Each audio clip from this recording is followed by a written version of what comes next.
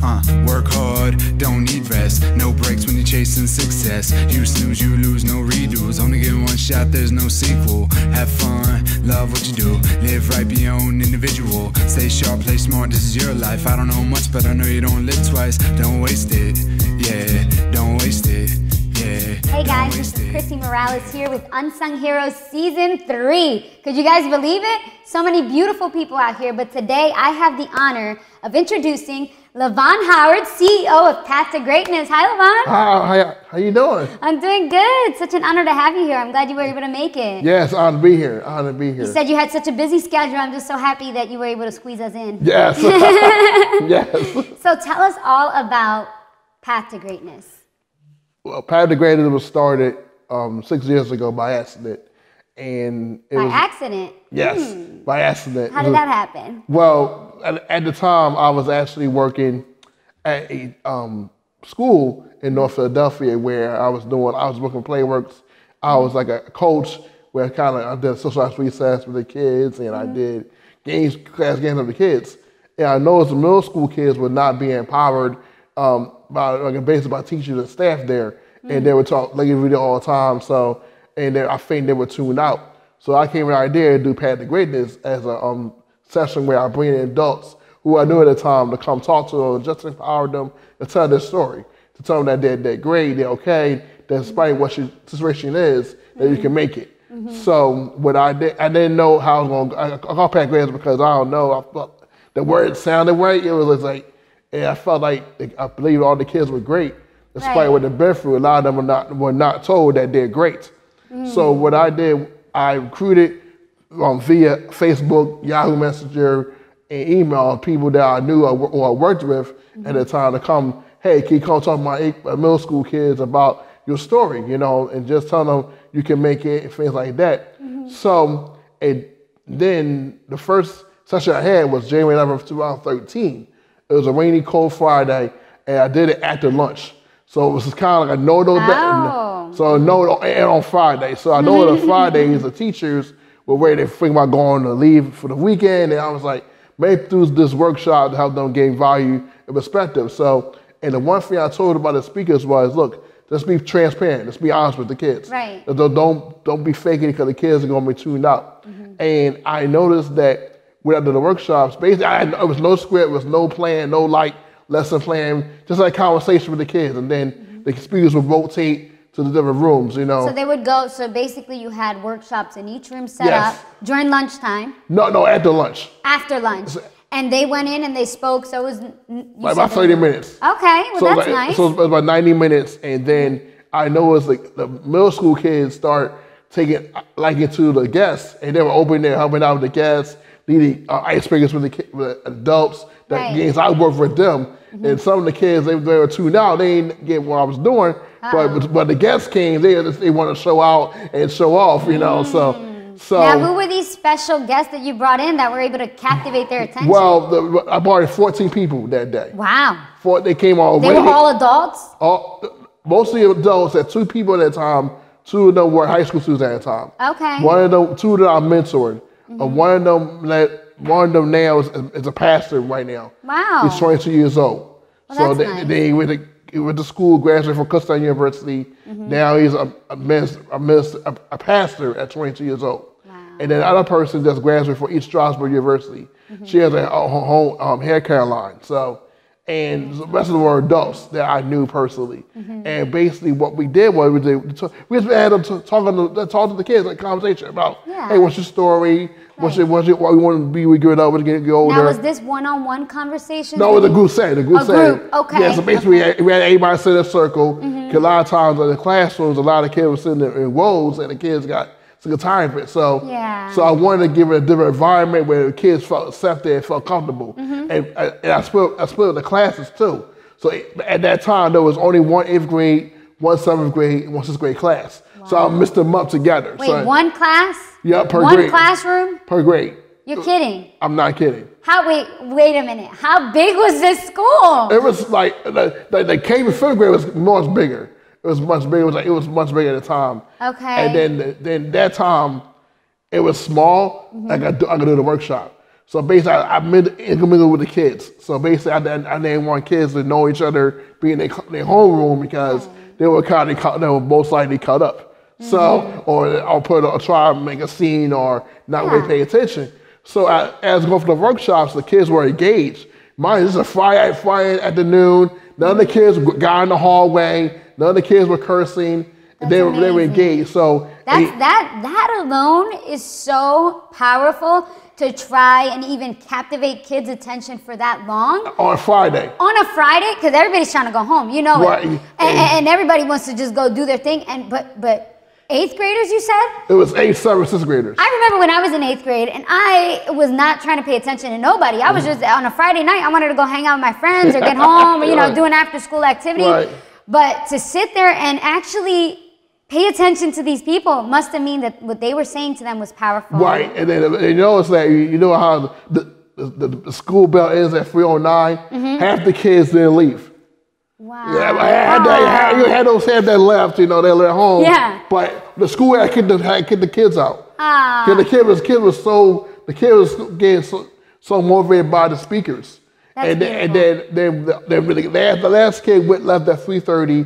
They're out there debrief with the speakers. And everybody went around, told them how they knew me and how they knew who I was. And then one person went around. She actually broke down and cried. Aww. She broke down because she was going for a lot. She was graduating from Villanova. She was going for a job.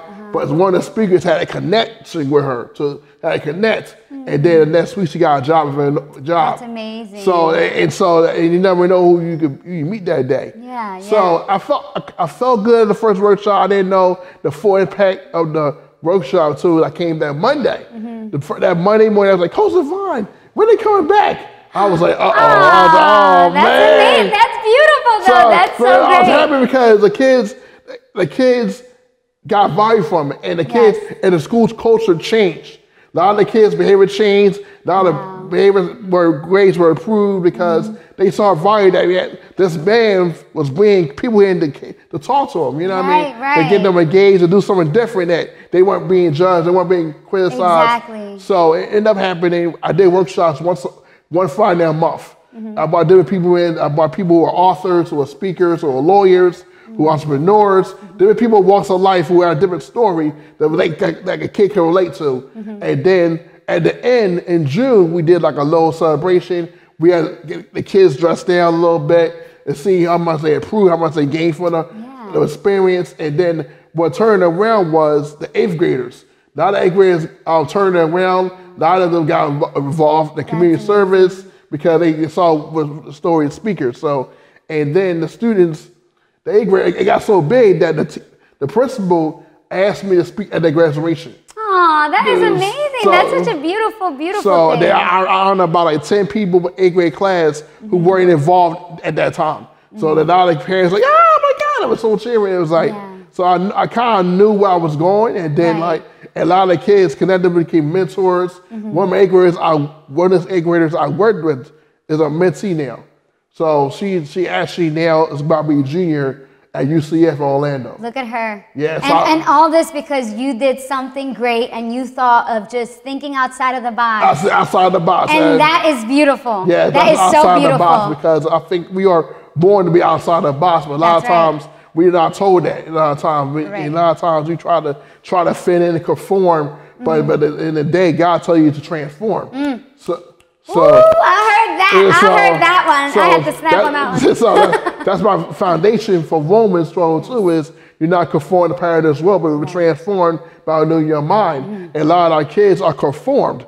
So they serve of doing what everybody else wants them to do, based on what they see in the community, what they see in their homes, social media, what it was in the streets. So a lot of times they're not told, okay, you gotta be outside the box, find out what's really, really good at, what will come easy to you. And a lot of times that fame comes later to them, they kind of suppress it because of peer pressure. Or they feel not being accepted, feel being rejected. But if we go out by faith and God will be with you, He'll open up doors for you. Yes. So I hear that one, Lavon. Yes. And then I didn't know what the man too was. And then I had planned out where I was going to do a full 10 years school year thing. I had some topics, I put out topics, and then that our kids were dealing with that I felt like the schools did not address. Until something happened. I talked about relationships, I talked about forgiveness, we talked about accountability and leadership, things that our kids were dealing with, but no one talked about it because they didn't know how to address it. So, and I wanted to do that, but in July 2013, I was laid off from my job. So I couldn't be at the school anymore because of funding, and I didn't know what to do. So the girl who I talked to at that time told me, turn to a nonprofit. And I'm like, I didn't know what a nonprofit was. I always worked with nonprofits. I didn't know how to do what for behind the scenes. So what happened, so basically I contacted people that spoke to my kids the prior 6 months.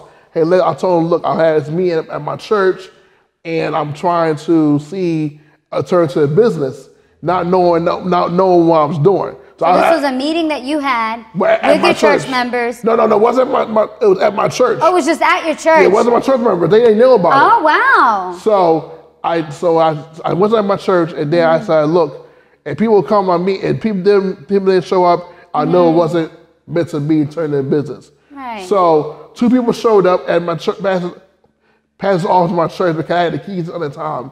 And it said, the Bible says, wherever 2 or gathered together, God must be in the midst. So, so I knew that God told me you need to turn to the business.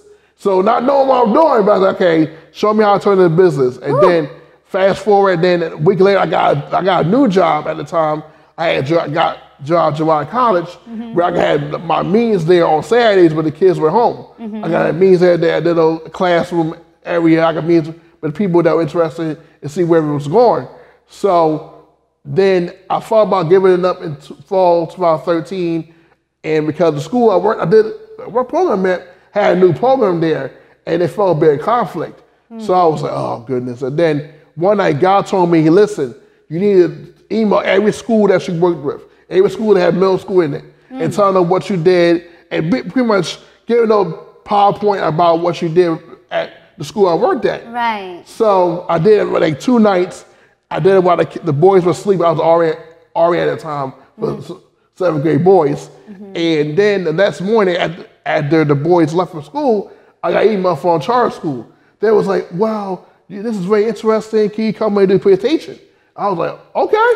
So you know what? God led you to a path to greatness, just like you said. We're going to continue this conversation after this short break, and we're going to find out what makes Lavon an unsung hero. Hey, it's me, Lavon Howard, the CEO and founder of Path to Greatness. Are you a problem solver, a game changer, a champion, resilient, and overcomer, and a person that has a great story to tell our youth? Please join us. We're looking for volunteers, speakers, facilitators for our workshops in our schools, in our communities. You can contact me at lavonhoward7@gmail.com or Instagram at lavon1021 or business one at PTG111113. It's 4 1s and 3. Again, it's PTG11113. And then go to our website at www.path2great.org. That is path2great.org. Hope we join us.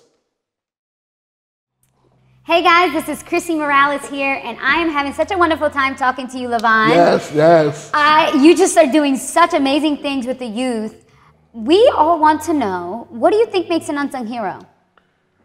I think an unsung hero is a person that does the work that doesn't want to get recognized, that doesn't need likes on Instagram or comments on Facebook to be accepted. It doesn't go around and do the work that God told him or her to do, and without trying to get recognized for it. Because a lot of times a lot of the work is being done when the camera's not on. You know what I mean? So a lot of times you see my work is like pretty much a byproduct of what we've done.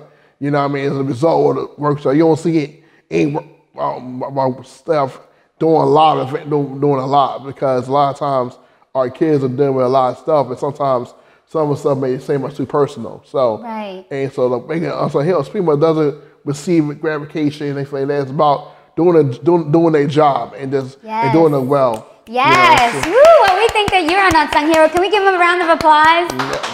Thank you. Lavon, you're doing such amazing things. Just these kids, you're impacting their lives because they went from almost not having a voice because they weren't getting the recognition, they weren't getting that special one-on-one, and you went in there and you noticed that. And you said to them, you know what, I'm going to help you. And I think just that little bit of reaching out that hand to them, you know, made them feel so special, made them feel confident in themselves that now they're doing amazing things. Tell us more about your program and run us through a day-to-day basis of Path to Greatness. Well, basically, this is more than just being a school component.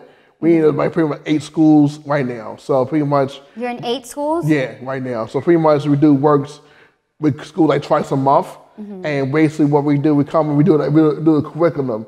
Pretty much like 10 sessions with the kids, depending on time and schedule and what's going on with the school. We see how I fix the schedule. Sometimes I have 45 minutes, sometimes I have hour 15 minutes, sometimes I have 90 minutes. Now, do you do this after school? Is this like an after school? No, it's a thing. We do it during the school day. Wow. Because we believe that every kid needs the program. Woo. So every day at the school, it might take that one kid that might need it, but they go home and babysit or go home and take the bus. We do it early in the mornings. We do it like 8:30, 9 o'clock because a lot of times a lot of the kids come from home, they've been torn down, been cursed at, and they not feel good about themselves.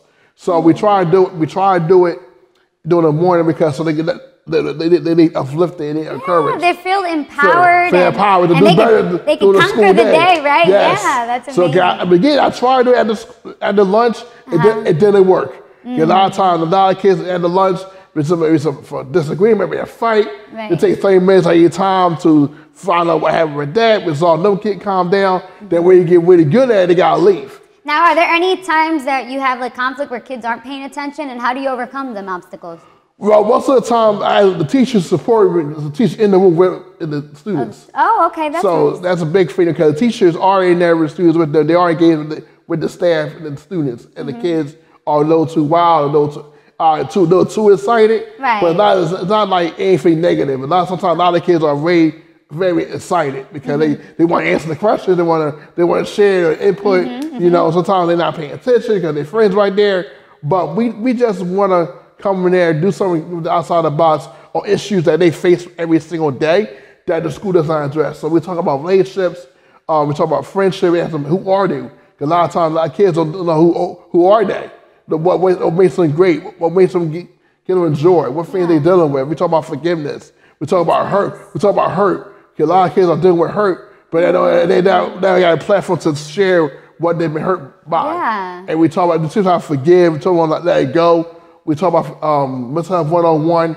Basically start with a thought that someone told them that was years ago that was like negative to them, but they accepted it. But we teach them how to reject those negative thoughts.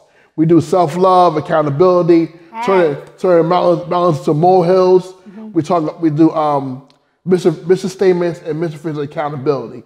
Then also we do like a component called Office Cafe, where we actually bring office together, come talk about their books and share amongst other authors in their community. So I did my 19th Office Cafe last Saturday actually, where we crossed over 100 authors.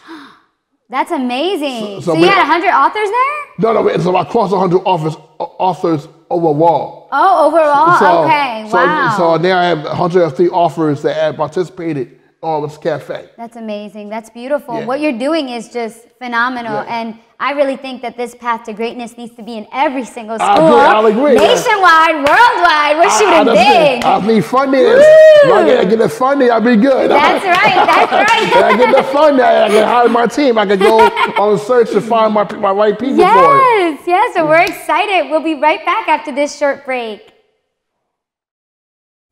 Hi everyone, I'm Chrissy Morales, the producer and host of Unsung Heroes. If you or someone you know has a positive story to tell, email me at tvunsungheroes@gmail.com and you could be sitting right there. Hi guys, welcome back to Unsung Heroes. We're here with Lavon having a great conversation about funding and your program. But he's also an author. Yes, ma'am. Tell us about that. That is just amazing. Well, I'm a self-published author of 3 books. I just released my 3rd book 2 months ago called Transform, Not Conform, the Path to Greater Story. Pretty much this journey of how Path to Greatness got started and what I went through personally to keep my Path to Greatness going. Because there's a lot of things I went through that a lot of people do not know about. I was told in the book that I dealt with that kept this going. That it wasn't for those moments, I would not be sitting here right now. Right. So tell us some more about that. What happened? Well, so basically, I asked 5 years ago, I actually admitted myself to get therapy. I went to therapy 5 years ago, right after I crossed over the year, Path to Greatness as a program, and I had a bad break over ex, and I needed some help, and I felt I wasn't in a good place to lead the program, and I felt like if I told people about it, they would turn away. So I went for therapy for about 5 months, and it was probably the best thing I did because it kind of get me to talk about things I went through that I didn't do with myself, that I've been kind of suppressing and hiding myself. Right. So I wasn't being the best fit for the kids and for my organization. And the feedback I received at the time was wow, you put yourself out there, that's really brave of you, because going to therapy for black people is kind of like a taboo subject. It's like people are scared to go to therapy because like you go there, feel like you're crazy, you're psycho, or you kind of got a new school you had. So when I went through it, it made me feel much better. And that's why I kind of led me to doing mental health one-on-one workshops, because there were a lot of negative thoughts I had that told me growing up that I never rejected. I was kind of accepted that for what it was. Right. I didn't know how to reject those negative thoughts. So then last year, around this time, the fall, I went to therapy again because there were a lot of family issues I dealt with that I never let go of. I had my dad, I had to my mom's boyfriend's family. So there was a lot of things I had dealt with that I felt like I needed someone to talk to about, because if I talked to someone about it, it was like they'll give me some generic answer. I mean, that wasn't the answer I wanted to hear. Right, and you went to a professional and you seeked help. Yes. Because in order for you to help others, you had to help yourself. Right. It's all about self-care. And self-love, because it takes a lot of self-love for yourself to admit you need help. Right, it really does. And a lot of times we don't admit that to our community. And I see that in our community for our youth, and I feel like we had to ask for help. A lot of times we are too prideful to ask for help and to get therapy because of fear of rejection or of ridicule or whatever what people will say. But sometimes certain things are not for social media. Sometimes you gotta do it for yourself. And then tell the results later. And then if you're a true friend, I will tell you outside things, but hey, I'm dealing with this. Can you be there for me? Can you just pray for me or whatever, or with me, what's going on? Then I could help us one to another. Because a lot of times, we not help us one to another, we more of haters one to another. So, that's right. So like basically not only self-love, but unity love. Love everybody. Yes. Yeah, I agree with that. Yes. Now, what are new things that you're doing that you want to tell everybody about? Well, yes, I got a whole lot coming up. So next Saturday, I'm hosting my first youth and adult Healing and Transformation Conference at F. Allen Elementary School on 32nd Lehigh, North Philadelphia. It's a free conference. We're doing workshops for the adults on mental health, trauma, grief, and forgiveness. Also going to be a breathing workshop done by a breathing professional, teaching the adults how to breathe. A lot of times we are breathing. In terms everybody needs to learn how to breathe. Yes, that's right. Then for the youth, middle school, they're doing workshops on mindfulness and financial literacy. High school, they're doing on purpose and financial literacy. But both we're doing like a life at the middle school, high school, respectively, panel with professionals that went through that level. And for the kids, kindergarten, 5th grade, they were doing weird activities by black authors who wrote books for them. The activity, the whole 3 hours about literacy and things like that. We have vendors there as well. It's a free event. Go to the PTG conference, eventbrite.com the rest of the day. Then once you come in, once you registered at the conference, you provide a donation to $1 and $5. Now, where can they go and find all this? Do you have a website? Yes, at path2great.org. Path2great.org. So it's path2great.org. Oh, see, now that was a tricky one. So path2great.org, and you can find all these events, all these workshops that you're doing. Yes, and then on Instagram, my two Instagrams, personal one is Lavon 1021, and then my business one is PTG 11113. So that's the date of Patagonia was born. That's amazing. Well, Lavon, you're doing great things. We want to surprise you. Drum roll, please. Brrr, with an Unsung Hero Award. Oh, thank you. For just being an unsung hero in our community. Thank you so much. Wow, I'm honored. I'm honored. Thank you so much. Thank you so much. Thank you so much for being on the show. It's really been truly honored to just meet you and promote your path to greatness. Yes. And we're going to be praying that, you know, you get funding, and this is going to go not only worldwide, but nationwide. Can we give them a round of applause, everyone? Yes. Thank you so much for being on the show. Thank you. Until next time, I'm Chrissy Morales with Unsung Heroes. Woo! Yes. Let's take some selfies. Yes.